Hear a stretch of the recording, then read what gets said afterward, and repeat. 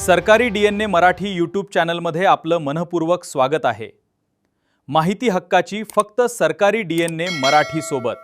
विद्यार्थ्यांनो, direct second year engineering cap round 2 हा संपून गेलेला आहे आणि बऱ्याचशा विद्यार्थ्यांना कॅप राऊंड 2 मध्ये सीट मिळाली नाही आणि ज्यांना मिळाले आहे त्यांना आता कॅप राऊंड 3 साठी बेटरमेंट करायचे आहे। तर विद्यार्थ्यांनो, आपण आज या व्हिडिओमध्ये बघायचं आहे की कॅप राऊंड 3 साठी ऑप्शन फॉर्म फिलिंग कसा भरायचा। तर आपला ईमेल आयडी आणि पासवर्ड टाकून लॉग इन करून घ्या। लॉग इन केल्यानंतर आपणास असे पेज दिसणार आहे। यावरती आपण क्लिक करायचं आहे। सेंट्रलाइज्ड ॲडमिशन प्रोसेस याच्यानंतर टेक्निकल एज्युकेशनवर आपण क्लिक करायचं आहे आणि डायरेक्ट सेकंड इयर इंजिनिअरिंगवरती आपण क्लिक करायचं आहे। यावरती क्लिक केल्यानंतर आपले पेज हे ओपन होणार आहे आणि ते आपण बघू शकत आहात की आपले पेज हे ओपन झालेले आहे। आपले पेज ओपन झाल्यानंतर विद्यार्थी मित्रांनो, इथे ऑप्शन फॉर्मवरती क्लिक करायचं आहे आणि कॅप राऊंड 3 वरती आपण क्लिक करायचं आहे।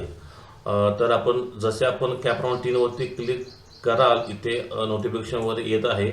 या आपण नोटिफिकेशनवर वाचून घ्यायची आहे आणि प्रोसेस म्हणायचं आहे। इथे मी प्रोसेस म्हणतो। ही काय नोटिफिकेशन आपण असं वाचण्याची गरज नाही आहे। इथे आपण स्टार्ट फिलिंग म्हणायचं आहे। इथे आपल्याला दिसत असेल स्टार्ट फिलिंग म्हणायचं आहे। इथे option form for cap round 3 इथे इंस्ट्रक्शन दिले आहेत, या वाचून घ्या आणि स्टार्ट फिलिंग म्हणायचं आहे। स्टार्ट फिलिंग इथे आपण कंटिन्यू करायचं आहे। कंटिन्यू केल्यानंतर इथे आपण नेहमी प्रमाणे इथे आपले जे काय कॉलेज आहे, ॲटॉनॉमस नॉन ॲटॉनॉमस सिलेक्ट करायचे आहे, गव्हर्नमेंट वगैरे जे काय आहे। तर इथे मी सिलेक्ट करून घेतो अनॲडेड गव्हर्नमेंट ॲडेड ॲटॉनॉमस नॉन ॲटॉनॉमस इथे मी दोन्ही सिलेक्ट करून घेतो।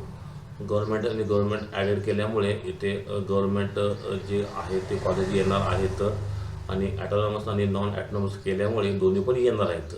मायनॉरिटी की नॉन मायनॉरिटी, तर इथे आपण नॉन मायनॉरिटी सिलेक्ट करून घेतो। आपण जे इन्स्टिट्यूट सर्च करणार आहात त्या इन्स्टिट्यूटची युनिव्हर्सिटी काय आहे। तर विद्यार्थी मित्रांनो, आपण सर्वप्रथम त्याची युनिव्हर्सिटी सिलेक्ट करायची आहे। मी इथे doctor BR Ambedkar technological university select करतो। आणखी एक मी इथे शिवाजी युनिव्हर्सिटी सिलेक्ट करतो। इथे शिवाजी युनिव्हर्सिटी मी सिलेक्ट करून घेतो। परत इथे आपणास काय करायचं आहे, तर इथे आपणास आपला जिल्हा सिलेक्ट करून घ्यायचा आहे। मी इथे कोल्हापूर जिल्हा सिलेक्ट करून घेतो। परत एक सांगली जिल्हा सिलेक्ट करून घेतो। तर विद्यार्थी मित्रांनो, आपले जेवढे जिल्हे आहेत तेवढे इथे आपण सिलेक्ट करून घ्यायचं आहे। इथे मी एकच जिल्हा सिलेक्ट करणार आहे, कारण माझ्या कॅन्डिडेटचा फक्त कोल्हापूर जिल्ह्यामध्ये त्यांना ॲडमिशन हवं आहे। त्यामुळे मी तो एकच जिल्हा इथे सिलेक्ट करत आहे। जिल्हा सिलेक्ट केल्यानंतर इथे do you want to filter on the basis of course or institute, तर आपण कोर्स वाईज आलं पाहिजे का कॉलेज वाईज आलं पाहिजे। तर मी ते कोर्स वाईज सिलेक्ट करतो आणि इथे आपण कोर्स सिलेक्ट करायचे आहेत। तर इथे विद्यार्थी मित्रांनो, आपला जो कोर्स आहे तो इथे आपण कोर्स सिलेक्ट करायचा आहे। तर इथे जो आपला कोड नंबर असतो, तर इथे कोड नंबर वाईज कोर्स आलेले आहेत। तर मी ते course code number wise select करतो। तर इथे कम्प्युटर सायन्स अँड इंजिनिअरिंग मी एक कोर्स सिलेक्ट करतो। दुसरा कोर्स आहे जो कम्प्युटर सायन्स अँड इंजिनिअरिंग नंतर इथे मी आणखी एक कोर्स सिलेक्ट करत आहे। विद्यार्थी मित्रांनो, आपणास जे कोर्स हवे असणार आहेत ते इथे आपण सिलेक्ट करून घ्यायचे आहेत। इथे मी एकच कोर्स सिलेक्ट करण्याचा प्रयत्न करतो। बघूया आणखी काही कारण विद्यार्थी मित्रांनो, अजून कॅप राऊंड 3 मध्ये जागा शिल्लक नाही आहेत आणि जागा शिल्लक नसल्यामुळे ज्या कोर्समध्ये ज्या कॉलेजमध्ये जागा शिल्लक आहेत तेच कोर्स इथे सिलेक्ट करावे लागणार आहेत। त्यामुळे इथे थोडंसं विचार करून सर्च करा, कारण सर्च केल्यानंतरच आपणास जे पाहिजे तेवढेच इथे कॉलेजेस येणार आहेत। मला इथे जो कोर्स पाहिजे तो इथे दिसत नाही आहे, मी इथे खाली बघतो। ठीक आहे विद्यार्थी मित्रांनो, आपण इथे एक किंवा दोनच कोर्स सिलेक्ट करायचे आहेत आणि इथे आपण सेव्ह अँड प्रोसीड म्हणायचं आहे।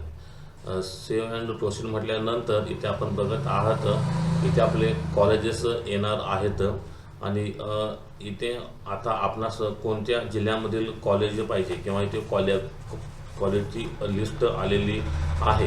तर इथे सर्वप्रथम आपण त्या कॉलेजचा कोड नंबर टाकून सर्च करायचा आहे। तर इथे कम्प्युटर सायन्स इंजिनिअरिंग वगैरे आलेले आहे। मी ते आणखी एक कॉलेज इथे मी टाकून घेतो, कोर्स टाकून घेतो। तर इथे आणखी एक कोर्स आलेला आहे।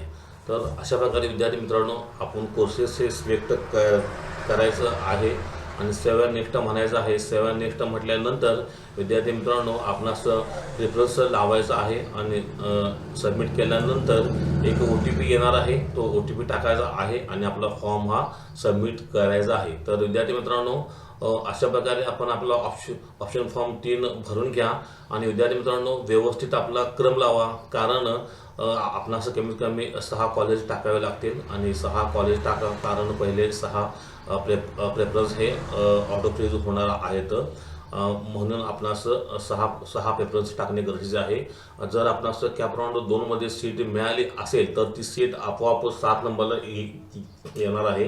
विद्यार्थी मित्रांनो एक गोष्ट लक्षात ठेवा की आपणास जे कॅप राऊंड 2 मध्ये कॉलेज मिळाले आहे त्याच्यापेक्षा बेटर कॉलेज टाकण्याचा प्रयत्न करा, कारण असं व्हायला नको की कॅप राऊंड 3 मध्ये आपणास कॅप राऊंड 2 पेक्षा लोअर लेवलचे कॉलेज मिळाले आहेत। त्यामुळे कॅप राऊंड 3 हा फार आव्हानात्मक असतो आणि फसवा देखील असतो आणि रिस्क घेणारा असतो आणि अशा प्रकारे आपण व्यवस्थितपणे कॅप राऊंड 3 हा भरायचा आहे आणि आपणास कॅप राऊंड 3 मध्ये सीट मिळेल अशा पद्धतीने आपण ती प्रोसेस पूर्ण करायची आहे। तर विद्यार्थी मित्रांनो व्हिडिओ कसा वाटला हे मला कळण्याकरता माझ्या चॅनलला लाईक, शेअर आणि सबस्क्राईब करा। तोपर्यंत धन्यवाद, थँक्यू, वंदे मातरम।